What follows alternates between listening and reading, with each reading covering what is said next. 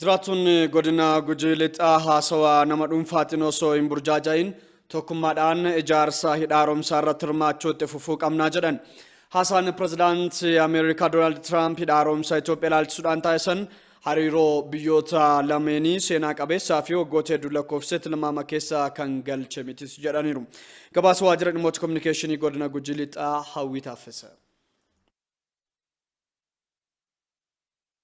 Carraa filanneetii miti kan Itoophiyaa taane dhaloota.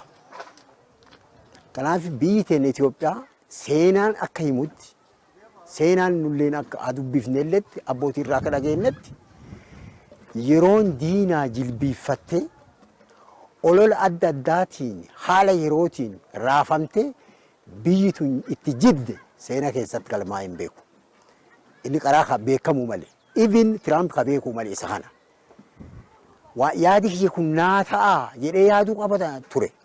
Iyyaanne anatoo yaadamin odoo itti yaadamin jecha burjaajessaaf jedhame malee jecha bifa kanaan jedhame miti. Tokkummaa ollaa kennaa waliin inni nu waliin naqee nu addaan baasee nu walaasisee jidduu see nu balleessuuf ta'a.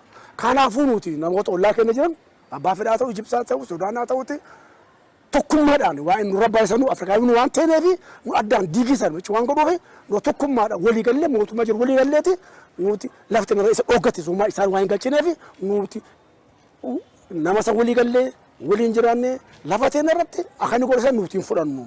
Hojiin tokko jalqabameeruun dhiisi jedhuu dhiisiiti jalqabaan durattuu dhiisuu akka nuti hin dandeenye jalmureera uummata Itoophiyaa.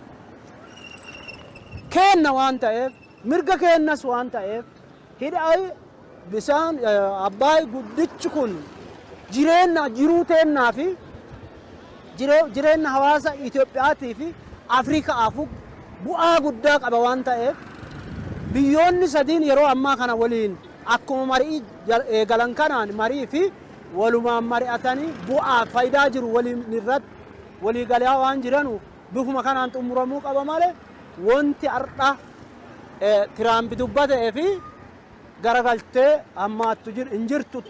Seenaa keessatti akkaan quba qabutti biyyi Itoophiyaatii fi biyyi Ameerikaa hariiroo dippiloomaasii gaarii waggaa 117 ol qaban. Inni kana booressuuf ta'a. Inni kana balleessuuf ta'a garuu hin badu.